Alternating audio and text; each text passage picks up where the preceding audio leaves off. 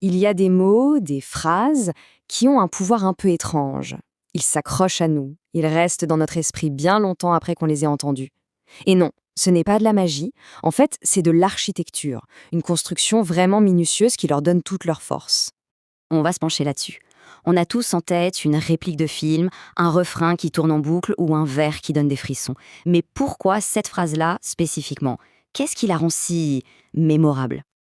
Eh bien voilà, on arrive au cœur du sujet. Le secret, ce n'est pas tant les mots qu'on choisit, mais plutôt la façon de les agencer. C'est comme si on ouvrait la boîte à outils d'un écrivain pour voir comment ces structures, mûrement réfléchies, transforment une simple phrase en une véritable claque. Alors, premier compartiment de cette boîte à outils, l'amplification. Il faut imaginer ça comme des loupes ou même des mégaphones. Leur but est simple, prendre une idée, une émotion et monter le volume pour qu'elle résonne beaucoup plus fort. Donc, qu'est-ce que c'est une figure d'amplification? La définition est assez claire. C'est une technique qui sert à intensifier un propos, que ce soit pour qu'un sentiment paraisse plus grand, qu'une description soit plus frappante ou qu'une critique soit plus mordante. L'amplification, ça donne du poids aux mots. Et là-dedans, on trouve 3 outils principaux. On a l'énumération, qui accumule pour créer un effet de masse.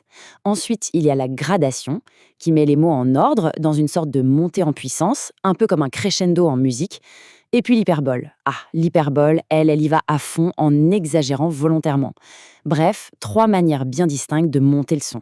On commence avec l'énumération. C'est un des outils les plus simples, mais aussi un des plus efficaces. Le principe, lister des éléments les uns après les autres. Ça crée un effet de quantité, un effet de masse qui peut être soit impressionnant, soit écrasant, ou même parfois assez drôle.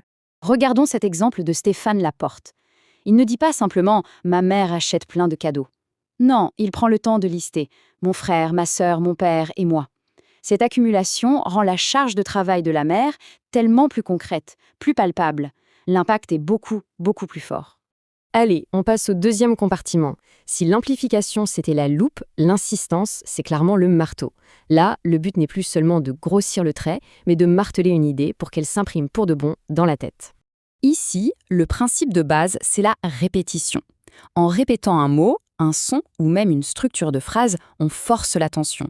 Ça crée une sorte d'écho, un rythme qui dit « Eh, écoutez bien, ce que je dis là, c'est crucial ». C'est un peu comme surligner une idée, mais à l'oral.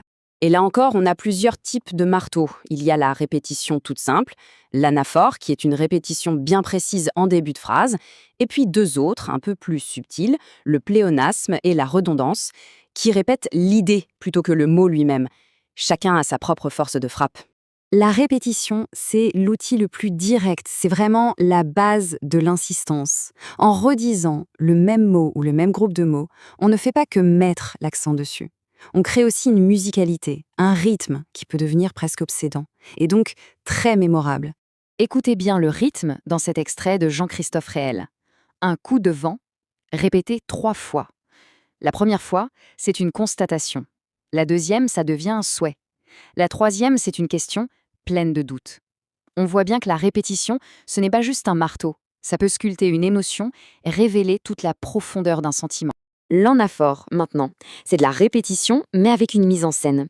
Le concept, c'est de répéter le même mot ou le même groupe de mots au début de plusieurs phrases qui se suivent. Et l'effet, il est souvent hyper puissant, presque comme une incantation. Voyez comment Carovane Fouché utilise le B. Chaque ligne qui commence comme ça met un coup de projecteur intense sur cette lettre, ce symbole de l'échec scolaire.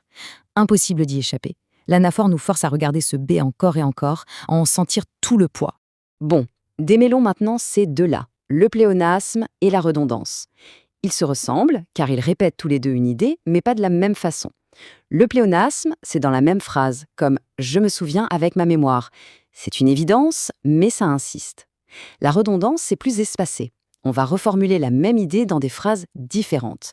Par exemple, « mes souvenirs apparaissent ». Puis, un peu plus loin, « les images de ce voyage émergent ».